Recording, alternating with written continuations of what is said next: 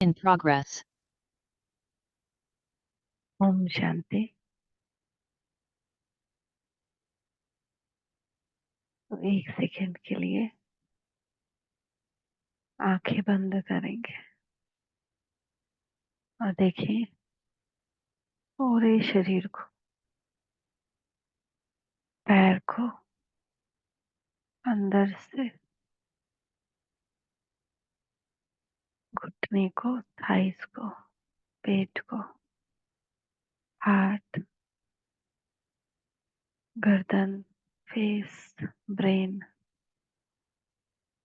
मैं ये सब नहीं हूँ। मैं बिंदु आत्मा। फिर से एक राउंड लगाए, पूरे शरीर का एक राउंड लगा रही हूँ। मैं आत्मा, ये शरीर नहीं।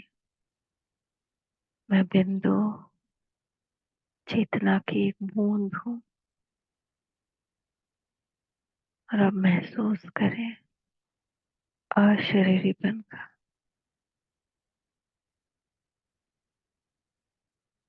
मैं ये सांसें भी नहीं। मैं एक ज्योतिर्बिंदु आत्मा हूँ, शिव समान,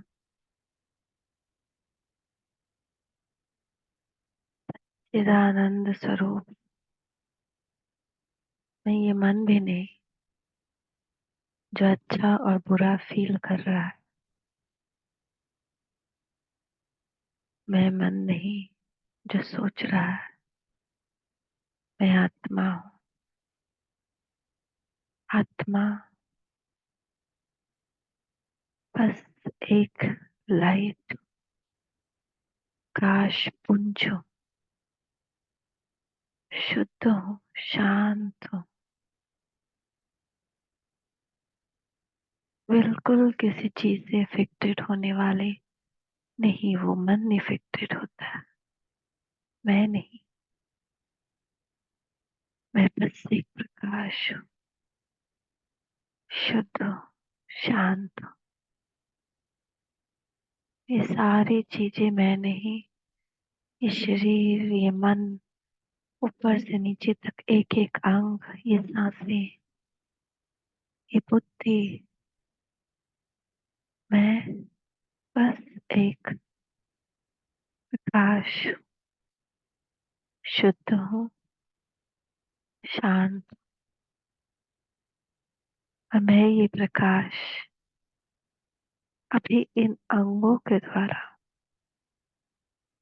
जो पिता परमात्मा ने मुझे परमार्थ के लिए दिए, इसलिए नहीं दिए कि मैं इस संसार से कोई इच्छा रखूं। ये शरीर श्री ने दिया परमार्थ के लिए, उनके कार्य के लिए। ये मेरा मर्जीवा जन्म है। मेरे सारे रिश्ते कुछ वर्ष पहले मर गए, इसीलिए आज बिल्कुल बेजान है। मैं उस रिश्तों को जिंदा करने की कितनी कोशिश करूं, वो मूवी फिनिश हो चुकी है। अब ये ब्राह्मण जीवन, नया जीवन, नया शरीर, और शरीर का प्राण देने वाला बाबा, बस परमार्थ के लिए। इससे और कुछ भी करना असफल होगा। ये सांसें, ये एक एक क्षण, ये एक एक पल, इस शरीर की शक्ति शिव संदेश सुनाने के लिए और उस शिव संदेश को सुनाने के लिए, फरिश्ता बनने के लिए, देवता बनने के लिए मैं भगवान का स्टूडेंट बना हूँ और भगवान से ही पढ़ रहा हूँ। सुनते हैं क्या पापा क्या कह रहे हैं, क्या कह रहा है मेरा सुप्रीम शिक्षक। अंदर समा ले, एक बूंद भी ज्ञान की बाहर या व्यर्थ न गिरे, बिल्कुल अंदर समा जाए। मीठे बच्चे, इस शरीर को न देख, आत्मा को देखो। अपने को आत्मा समझ, आत्मा से बात करो। इस शरीर को न देख, आत्मा को देखो। अपने को आत्मा समझ, आत्मा से बात करो।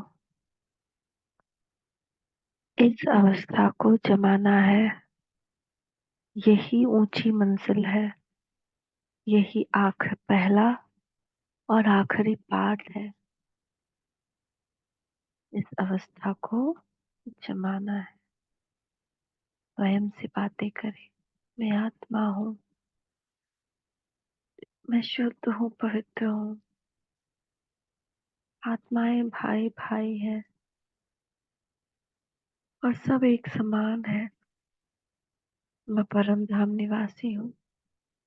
यहाँ सब आत्माएं हैं।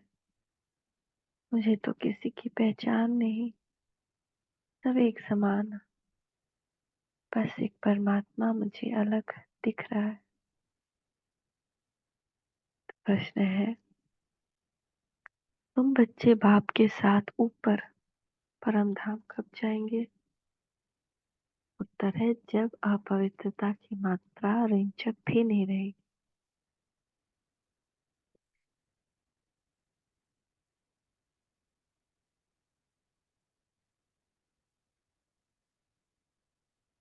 तब तुम ऊपर जाएंगे, जब अपवित्रता की मात्रा रेंचक भी नहीं रहेगी।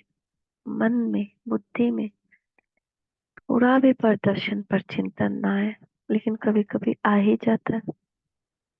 कभी भी अपवित्रता है। स्वप्न में कभी किसी आत्मा को नहीं देखे, स्वप्न में भी नहीं कोई आए, सिर्फ बाबा आए, सेवा आए। योग निद्रा में बदल जाए, ये नींद हमारा योग में बदल जाए। ऐसा ऊंचा मंजिल पाना है, पर पाएंगे तब जब इसकी तरफ चलेंगे। चलेंगे अगर दुनिया के भूत के पीछे, तो भूत ही बने रहेंगे। यहाँ विकार एक संक्रमण की तरह है। जितने भी कार्य मनुष्य हैं, आत्माएं हैं, किसके भी हम संपर्क में है तो हम संक्रमण के शिकार होते रहेंगे मन बुद्धि से। और अगर जो मन बुद्धि इनसे हटा लिया, परमात्मा में लगाए, तभी हमारा ट्रीटमेंट होना, स्वस्थ होना शुरू होगा। और जब हम स्वस्थ होंगे तभी पवित्र होंगे। और जब तक मन बुद्धि इस दुनिया में लगी है, इस दुनिया वालों में लगी है, तब तक हम और ही संक्रमण के शिकार होते रहे। कभी क्रोध में झुलसेंगे, तो कभी अहंकार में झुलसेंगे, तो कभी मोह में फंसेंगे, तो कभी लोभ में डूब जाएंगे। कोई ना कोई देह अभिमान हमको अपने पैर के नीचे दबाएगा। सिर्फ बचने का एक ही रास्ता है कि मन और बुद्धि परमात्मा में लगाना। और इसमें भी मन खुद ही बार बार धोखा देता है। जैसे शराब पीने वाला बार बार शराब खाने की तरफ जाता है ना, ऐसे ही मन बार बार भागता है। इसका अभ्यास चाहिए, ड्रिल्स चाहिए। जैसे सिपाहियों को क्या सिखाया जाता है? ड्रिल सिखाया जाता है कि अलर्ट, स्टैंड, एट ईज, जाओ। मतलब हर्डल्स दिए जाते हैं उनको अब इसको पार करो।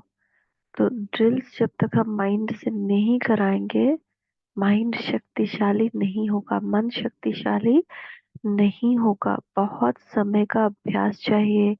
गीता में भी अर्जुन पूछते हैं कि हे केशव, बार बार मेरा मन भागता है, मैं मन को वश ही नहीं कर पाता, मैं क्या करूं? कृष्ण कहते हैं अभ्यास करो, मन भागे फिर से लेके आओ, फिर भागे फिर से लेके आओ। धीरे धीरे तुम्हारा मन तुम्हारे वश में हो जाएगा। और जिस दिन मन वश हो गया, बुद्धि स्थिर हो जाएगी। क्योंकि तुम्हारा एम एंड ऑब्जेक्टिव होना चाहिए मन बुद्धि स्थिर प्रज्ञा बन जाए, स्थैर्यम हो जाए, स्थित हो जाए, एक रस अचल अडोल हो जाए। तो इसीलिए ड्रिल्स करना है। तो अपवित्रता तभी जाएगी, नहीं तो बार बार मन अपवित्रता में जाकर डुबकी लगाएगा। तो जैसे बाप प्योर है, ऐसे तुम बच्चे भी प्योर बनेंगे, तब ऊपर जा सकेंगे। नहीं तो फिर से गर्भ जेल में जाना पड़ेगा। बार बार हम अपने ऊपर दाग लगाते हैं। हमारा संकल्प चलना व्यर्थ, निगेटिव, चाहे सिचुएशन कुछ भी हो, हमारे आत्मा के ऊपर दाग है। तो उस वक्त हम सोचे कि हमने अपने ऊपर कितने दाग लगाए। कभी भी किसी के बारे में भी, अपने बारे में भी व्यर्थ या निगेटिव चलना, अपने ऊपर दाग लगाना। और जितने दाग लगेंगे उतना चांस ऑफ रीबर्थ, गर्भ जेल बढ़ रहा है।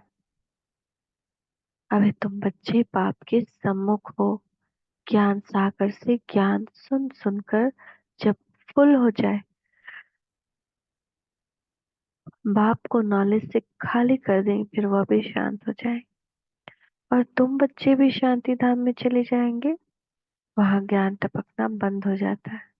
सब कुछ दे दिया, फिर उनका पाठ है साइलेंस का। जितना हो सके हमको साइलेंस का अभ्यास करना है। मैं आत्मा, आत्मा मतलब साइलेंस। आत्मा परम धाम में जैसे है, उसी स्थिति में हमको यहाँ रहना सीखना है। बस सुने तो बाबा को, बोले तो बाबा को। जब हम बोल रहे हो तो सोचे कि क्या ये महावाक्य है। वो महावाक्य ही बोल रहे हैं, तभी किसी का कल्याण है। हम कौन, मेरा कौन, मेरा मन, मन तो धोखेबाज है। मन के अनुसार बोलेंगे, सोचेंगे, करेंगे तो अपवित्रता बढ़ती जाएगी। ओम शांति। शिव भगवान वाच। कौन कह रहा है?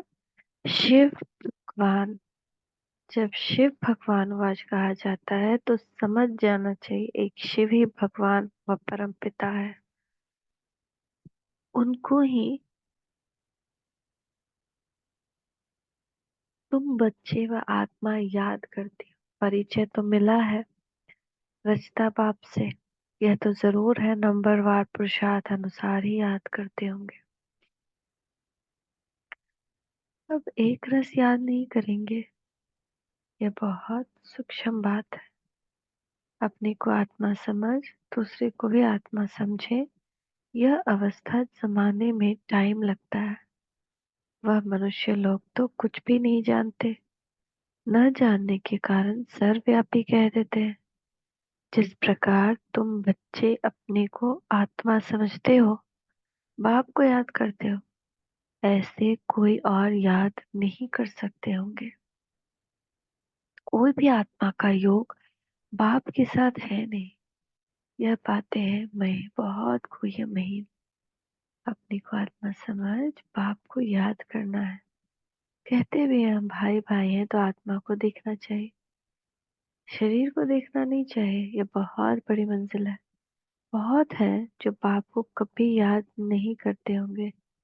आत्मा पर मैल चढ़ी हुई है, मुख्य आत्मा की ही बात है। आत्मा ही अब तमो प्रधान बनी है, जो सतो प्रधान थी। यह आत्मा में ज्ञान है। ज्ञान का सागर परमात्मा ही है। तुम अपने को ज्ञान सागर नहीं कहेंगे। हम ज्ञान के सागर नहीं है। बात बात पे परमात्मा से सलाह लेनी है। बाबा, ये बात है, इसमें क्या करना चाहिए? बाबा, ये है, इसमें क्या करना चाहिए? कभी भी, कहीं पे भी, जब तक हम 100% क्लियर नहीं हो कि यही सही चीज है, और सोचना है, सोच समझ कर बोलना है, सोच समझ कर सोचना है, सोच समझ कर ही कर्म करना है। नहीं तो बाद में सिर्फ पछतावा है। तो कल का वरदान भी वही था, कल की सारी मुरली भी वही थी। तो मुख्य बात क्या है? हमको इतना सुंदर ज्ञान मिला जो दुनिया को नहीं पता है। ये कैसे हम अपनी आत्मा पर चढ़ी हुई मैल को साफ कर ले। तो कोई और नहीं याद कर सकता है बाप को ऐसे जैसे हम याद करते हैं। इतनी बड़ी मंजिल है, शरीर को देखना ही नहीं है, पहले तो प्रैक्टिस करनी। आत्मा आत्मा बाय बाय। जब तक हम देह को देख रहे हैं, रिश्ते को देख रहे हैं, हमारी बातें किसी को समझ में आ नहीं सकती, बवाल ही होगा। तो तो तीर तब लगेगा जब दो बातें हैं। पहला, हमारे में योग का बल है, तभी हमारी बात का किसी को तीर लगेगा। योग का बल नहीं, अपवित्रता जाता है, कर्म का भोग जाता है, तो हमारा बात किसी को अच्छा नहीं लगेगा। दूसरा, कि हम भाई भाई की दृष्टि से बोले, वो भाई मैं भाई, ये दृष्टि की पक्की हो, मैं आत्मा वो आत्मा। जब तक ये दो बातें नहीं होंगी, हम किसी की कोई मदद भी नहीं कर सकते। हम किसी भी आत्मा को, घर की नहीं, बाहर की भी आत्मा को ज्ञान से सुनाने जाएंगे तो एक कान से सुनकर दूसरे कान से निकाल देंगे। तो योग का बल जमा करें। मुख्य आत्मा की ही बात है, और बाबा को रख करके, बाबा इस आत्मा को जो सुनाना है मेरे द्वारा सुना। खुद से नहीं सुनाना है कि हाँ बाबा अब तो मुझे सब कुछ पता है, अब तो मैं जाकर देखता हूँ। छोटे बच्चे की तरह हमको नहीं होना है। छोटा बच्चा जैसे सोचता है ना, सब कुछ पता है, मैं बहुत ज्ञानी हूँ। नहीं, वो उसका दायरा देखने का उतना ही है, इसलिए वो अपने आप को सब चीज से ज्ञानवान समझता है। ऐसे ही मनुष्य आत्मा, उसका भी दायरा उतना ही है। वो नहीं देख सकती जो परमात्मा देख रहा है। परमात्मा हमारे सारे जन्मों को देख रहा है। परमात्मा देख रहा है कि हमारा किसके साथ कैसा कैसा कर्म बंधन है, कैसा कैसा हमारा कर्म भोग जुड़ा हुआ है। तो इसीलिए वो हमको बात बात पर कर्म करने की सलाह देता है। ऐसे करो वैसे करो, ताकि हम सफल हों। हम नहीं कर रहे हैं, हम एक ही जन्म को, कुछ ही साल को देख रहे हैं, लेकिन वो हमारे 84 जन्म को देख करके हमको बता रहा है। तो सही कौन होगा? सही कौन सा मार्ग होगा? परमात्मा का मार्ग ना, क्योंकि हम वो नहीं देख सकते छोटे बच्चे की तरह। जैसे छोटे बच्चे को माता पिता कहते हैं ऐसे नहीं करो, वो कहेगा अरे कहाँ कुछ होता है, कहाँ कुछ गड़बड़ होता है, हम तो कुछ नहीं किए, हम तो ये हैं, हम तो वो है।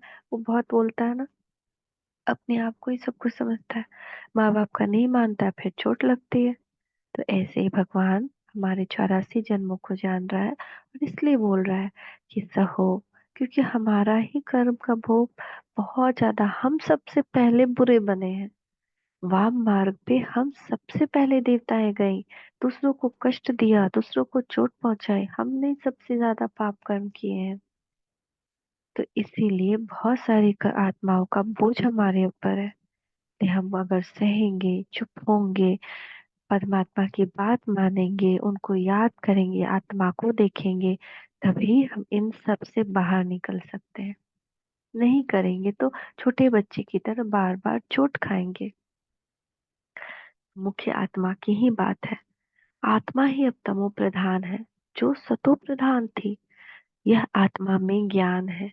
ज्ञान का सागर परमात्मा ही है, वही हमको ज्ञान दे रहा है। जो माँ बाप को समझ आ जाए कि मेरा बच्चा अब समझदार हो गया है, तो वो निश्चिंत हो जाता है ना। चलो मेरा बच्चा समझदार हो गया, अब चलो गंगा नहाए। ऐसे ही परमात्मा को जब समझ में आ जाए कि मेरे बच्चे समझदार हो गए हैं, अब उनको ज्ञान सुनाने की जरूरत नहीं, तो परमात्मा अपना एक सेकंड भी यहाँ वेस्ट नहीं करेगा। वो फिर मुरली आना बंद हो जाएगी। अभी हम मुरली सुन रहे हैं, आप मुरली सुन रहे हैं क्या? क्योंकि अभी भी हम समझदार नहीं बने हैं। तो हमको अपने परम पिता परमात्मा पे विश्वास करना है, उनकी बातों को, उनकी आज्ञा का पालन करना है, क्योंकि वो हमें हर दुख से बचाने और निकालने आया है। तो तुम अपने को ज्ञान सागर नहीं कहेंगे। तुम जानते हो, हमको बाबा से पूरा ही ज्ञान लेना है। वह अपने पास रख कर क्या करेंगे ना? माँ बाप भी सब कुछ बच्चों को दे देते हैं ना, उनके पास जो होता है वो क्या रख कर के करेंगे? तो ऐसे ही परमात्मा को भी क्या चाहिए इस संसार से? उनको ये भी नहीं चाहिए कि मेरे फॉलोअर्स बने। नहीं तो वो तो सूर्य के समान सारे संसार के सामने आ जाते, सारा संसार तो दीवाना होकर उनके पीछे चल पड़ता। लेकिन नहीं, वो अपने उन बच्चों को, जिन बच्चों को उन्होंने देवता बनाया, वापस से उनको देवता बनाने आए हैं। वापस से उनको दुख से उबारने आए, क्योंकि वो सही हो जाएंगे तो बाकी जितने छोटे भाई बहन हैं, जितने छोटे भाई हैं, वो सब अपने आप सही हो जाएंगे। ये पूरी दुनिया ही सही हो जाएगी। इसीलिए आधार मूर्त उद्धार मूर्त हम आत्मा है। हमको बदलना है। हमको देह अभिमान देह अहंकार छोड़ना है। हमको मान सम्मान अपमान से मुक्त होना है। हमको आत्मिक स्थिति में आना है। तो इसीलिए बाबा कह रहे हैं कि हम क्या करेंगे अपने पास रखकर? अविनाशी ज्ञान रत्नों का धन तो बच्चों को देना है। इसी ज्ञान से हमारे अंदर ज्ञान का प्रकाश फैलता है, संसार में प्रकाश फैलता है। इसी ज्ञान से हम नम्र बनते हैं। संसार का ज्ञान अहंकार लाता है। तो हम कितने लकी हैं कि हमको ये ज्ञान मिल रहा है और किसको नहीं। तो बच्चे नंबरवार पुरुषार्थ अनुसार उठाने वाले, जो जास्ती उठाते हैं वो अच्छी सर्विस करते हैं। बाबा को ज्ञान सागर कहा जाता है। वह भी आत्मा, तुम भी आत्मा। तुम आत्माएं सारा ज्ञान ले लेती हो। जैसे वह एवर प्योर है, तुम भी एवर प्योर बनेंगे। फिर जब अपवित्रता की रिंचक भी नहीं रहेगी, तब ऊपर चले जाएंगे। तो अब हमको ये करना है, हमको अपनी की चेकिंग करते रहनी है कि हम एक भी दाग नहीं लगाए नया, और पुराना दाग धोते जाएं धोते जाएं। दूसरे की फिक्र नहीं करनी है। दूसरे की फिक्र वो परमात्मा कर रहा है। उस सब की फिक्र कर रहा है, उस सब को देख रहा है। उसको सबकी चिंता है। तो बाप याद की यात्रा की युक्ति सिखलाते हैं। यह तो जानते हैं सारा दिन याद नहीं रहती। यहाँ तुम बच्चों को बाप सम्मुख बैठ समझाते, और बच्चे तो सम्मुख नहीं सुनते। जैसे दो दो बच्चे हैं, है ना? दोनों झगड़ा कर रहे हैं, मुझे बॉल चाहिए, मुझे बॉल चाहिए। तो माता पिता देखता है इसमें से समझदार जो जल्दी समझ जाए वो कौन है, ताकि झगड़ा खत्म हो। तो वो उसको कहेगा कि बच्चा, दे दो बॉल, शेयर कर लो, थोड़ी देर बाद अपने आप ही बॉल छोड़ देगा। तो वो कहता नहीं, मैं ही क्यों करूं, ये क्यों नहीं करे, उसको कहिए ना जा करके, है ना? कहते हैं ना माता पिता, जब जब दोनों कहते तुम ज्यादा समझदार हो ना, तुम में ज्यादा शक्ति है ना, तुम ज्यादा जल्दी समझ जाओगे, तो दे दो, छोटा है, थोड़ी देर बाद खुद ही अपने जिद छोड़ देगा। ऐसे ही हमको करना है कि हमको भी अपनी बात को, अपनी ये को पकड़ कर नहीं रखना है, छोड़ देना है। थोड़ी देर बाद वो भी छोड़ देगा। हम छोड़ेंगे ना, थोड़ी देर बाद वो खुद भी लाइट हो जाएगा। हम पकड़ लेते हैं ना, तो वो भी जकड़ लेता है हर चीज को। तो ऐसे ही हमको करना है। मुरली पढ़ते हैं, यहाँ तो तुम सम्मुख हो। अपने को आत्मा समझ बाप को याद करो, और ज्ञान भी धारण करो। बस यही हमको करना है। आत्मा हूँ मैं, ये आत्मा है, मैं आत्मा हूँ, ये आत्मा है। मेरा बाप हमको सिखा रहा है। ये सीखना, आज्ञाकारी बनना हमको बाप जैसा संपूर्ण ज्ञान सागर बनना है ना? ये हमारा लक्ष्य है। फुल नॉलेज समझ जाएंगे, तो जैसे बाप की नॉलेज से खाली कर देंगे, फिर वह शांत हो जाएंगे ना। अभी क्यों आकर बार बार ज्ञान सुना रहे हैं? क्योंकि अभी भी हम बहुत चंचलता करते हैं, अभी भी हम भटक जाते हैं। तो ऐसे नहीं, उनके अंदर ज्ञान टपकता होगा, सब कुछ दे दिया, फिर उनका पार्ट रहा साइलेंस का। जैसे तुम साइलेंस में रहेंगे तो थोड़ी ज्ञान टपकेगा, हम भी तो यहाँ पे ज्ञान लेकर अपने संस्कार बदल कर साइलेंस में चले जाएंगे ना। तो यह भी बाप ने समझाया है, आत्मा संस्कार ले जाती है।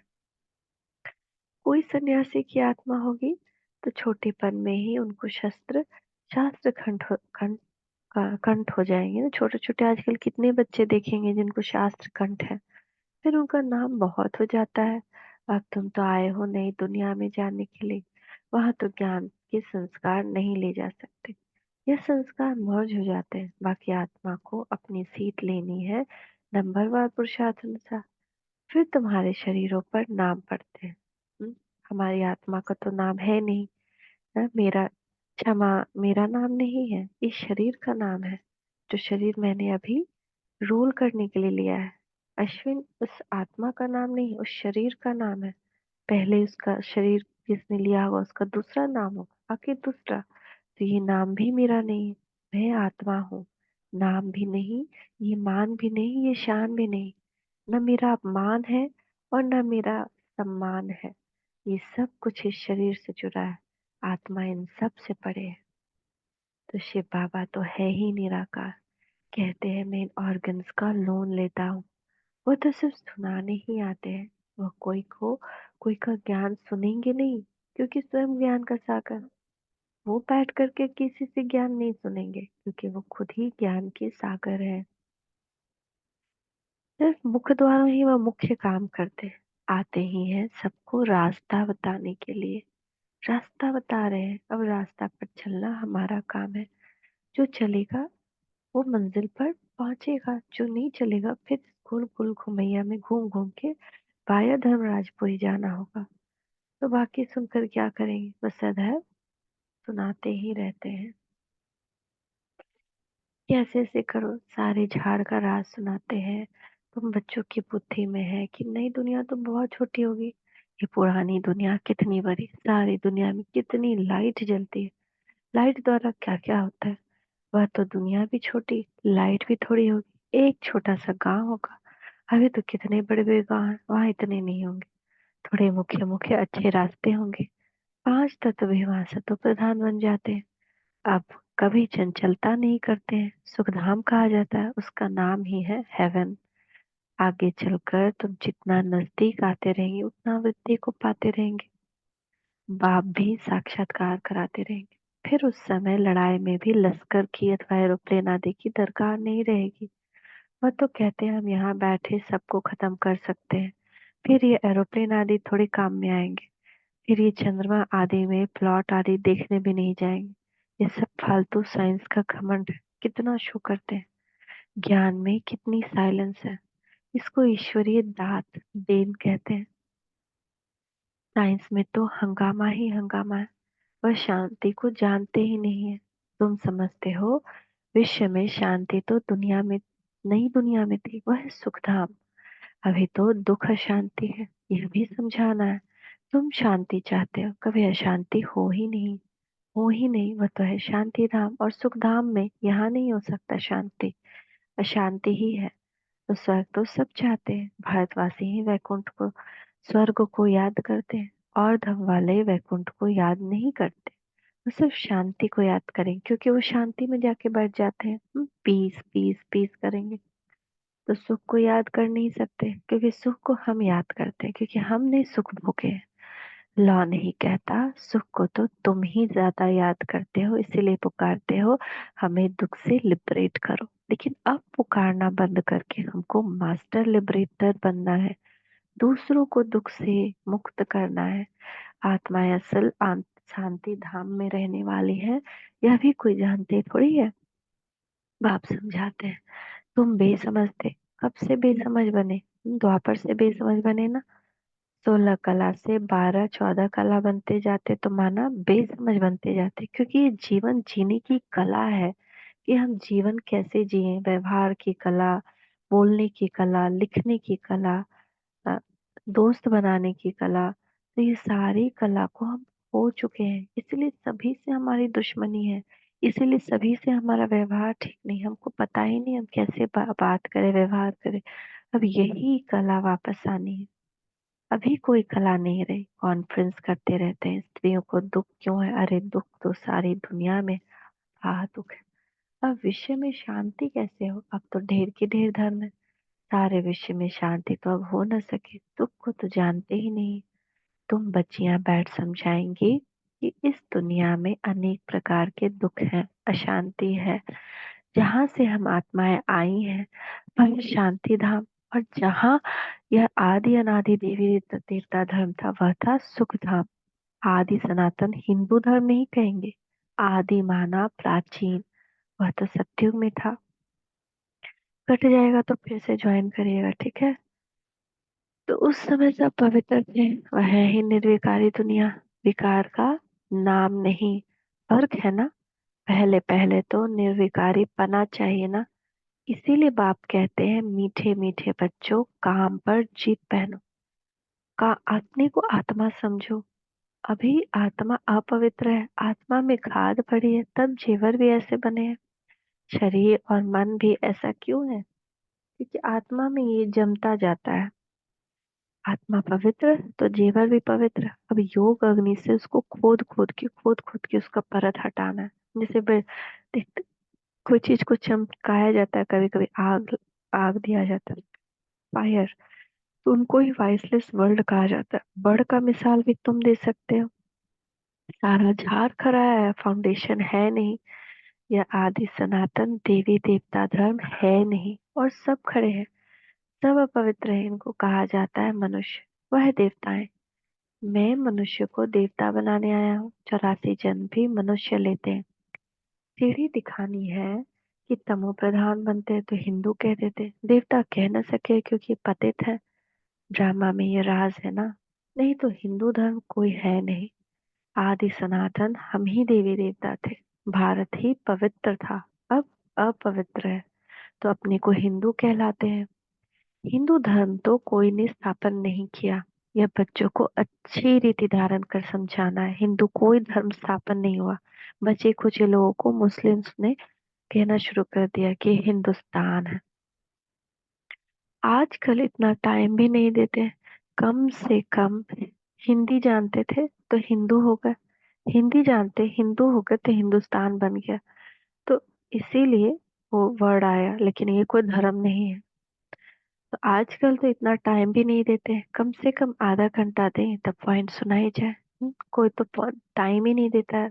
हड़बड़ हड़बड़ में सब रहते हैं। कितना इम्पोर्टेंट सारा काम, यही इम्पोर्टेंट नहीं। तो पॉइंट तो ढेर है, फिर उनकी उनसे मुख्य मुख्य सुनाई जाती है। तो पढ़ाई में भी जैसे जैसे पढ़ते जाते हैं तो फिर हल्की पढ़ाई अल्फ बे आदि थोड़ी याद रहती है, वो भूल जाते हैं। तुमको भी कहेंगे भी तुम्हारा ज्ञान बदल गया है। अरे पढ़ाई में ऊपर चढ़ते जाते हैं तो पहली पढ़ाई भूलती जाती है ना। बाप भी हमको नित्य नई नई बातें सुनाते हैं। पहले हल्की पढ़ाई थी, अब बाप को ये बातें सुनाते रहते हैं। ज्ञान का सागर है ना। सुनाते सुनाते फिर पिछाड़ी में दो अक्षर कह देते हैं। अल्फ को समझा तो भी काफी है। अल्फ को जानने से बे को भी जान ही लेंगे। इतना सिर्फ समझाओ तो भी ठीक है। तो जास्ती ज्ञान नहीं धारण कर सकते, वह ऊंच पद भी पा नहीं सकते। पास विद्वान हो न सके, कर्मातीत अवस्था को पा न सके, तो मेहनत करना है क्या? पढ़ने का। पढ़ेंगे तभी ये ज्ञान धारण करेंगे। पढ़ेंगे तभी उच्च पद पाएंगे। पढ़ेंगे तभी पास विद ऑनर होंगे। पढ़ेंगे तभी कर्मातीत अवस्था को पाएंगे। इसमें बड़ी मेहनत चाहिए। याद की भी मेहनत है। पढ़ाई लिखाई ऐसे थोड़ी बात है। जैसे यहाँ पे ऐसे थोड़ी होगा कि हम गए और चीटिंग करके एग्जाम में लिख लिए, नहीं ना। यहाँ पे तो पूरी पढ़ाई करेंगे तभी हम लास्ट में आने वाले 1 सेकंड के पेपर में पास हो पाएंगे। उसकी प्रैक्टिस अभी होती है। जैसे अभी पेपर आया, सिचुएशन आई, अगर हम उसको 1 सेकंड में पार नहीं किए और उस पर पकड़ लिए, उसको पकड़ के बैठ गए, फेल हो गए। तो पूरी डेली देखें आज के पेपर में कितने पेपर आए और हम 1 सेकंड में पास हुए या नहीं हुए। तभी हम लास्ट में पास हो पाएंगे, नहीं तो तुरंत पुनर्जन्म में चले जाएंगे। या फिर धर्मराजपुरी। तो ज्ञान धारण करने की भी मेहनत है। दोनों में जब सब होशियार हो जाए, सो भी हो न सके, राजधानी स्थापन हो रही है तो सब एक जैसा भी नहीं होगा, तो सब नर से नारायण कैसे बनेंगे। इस गीता पाठशाला की एम ऑब्जेक्ट तो यह है, वह गीता ज्ञान है, वह भी कौन देते हैं, यह तो तुम्हारे सिवाय कोई जानते नहीं, कि शिव बाबा खुद ही ये गीता ज्ञान दे रहे हैं ना। अभी है कब्रिस्तान, फिर परिस्थान होने का है। कब्रिस्तान क्यों है? क्योंकि बुद्धि से, मन से सबकी मौत हो चुकी है।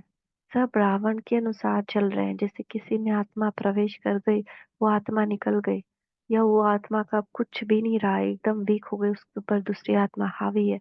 अब वो जो कराएगी वो वही करेगा। हम कितना भी सोचे कि हम उसके पास जाए, हम सेफ रहे, लेकिन वो गला ही पकड़ने आएगा। ऐसा होता है ना, जब जिसके अंदर आत्मा प्रवेश कर जाती है उसको भी कष्ट हो रहा है और दूसरे को भी कष्ट मिलता है। एकदम वो अंदर अंदर खुद भी वो आत्मा एकदम कमजोर असहाय महसूस करती है कि हमको कोई इस पराई आत्मा से बचा ले। और दूसरा भी बहुत सहना पड़ता है उसको भी। तो इसीलिए कब्रिस्तान है, भूतों का राज है। अब ये परिस्तान होने वाला है। तो अभी 1 मिनट से भी कम रह गया है, कट जाएगा, प्लीज फिर से ज्वाइन करिएगा। ठीक है, तो अभी तुम्हें ज्ञान चिता पर बैठ पुजारी से पूज्य बनना है। साइंस वाले भी कितने होशियार हो जाते हैं, इन्वेंशन निकालते रहते हैं। भारतवासी हर बात का अकल वहां से सीख कर आते हैं। वहां भी पिछाड़ी में आएंगे तो इतना ज्ञान उठाएंगे नहीं, फिर वहां भी आकर यही इंजीनियरिंग आदि का काम करेंगे। वहां भी आएंगे, सभी इंजीनियरिंग का काम करेंगे, महल आदि बनाएंगे। राजा रानी तो बन ना सके, राजा रानी के आगे सर्विस में रहेंगे। ऐसी ऐसी इन्वेंशन निकालते रहेंगे ना, अच्छा अच्छा पुष्पक विमान बनाएंगे, अच्छी अच्छी चीजें। साइंस यहाँ से ज्यादा वहां तरक्की पे रहता है। यही का साइंस अभी जो वहाँ चला जाता है। तो राजा रानी बनते ही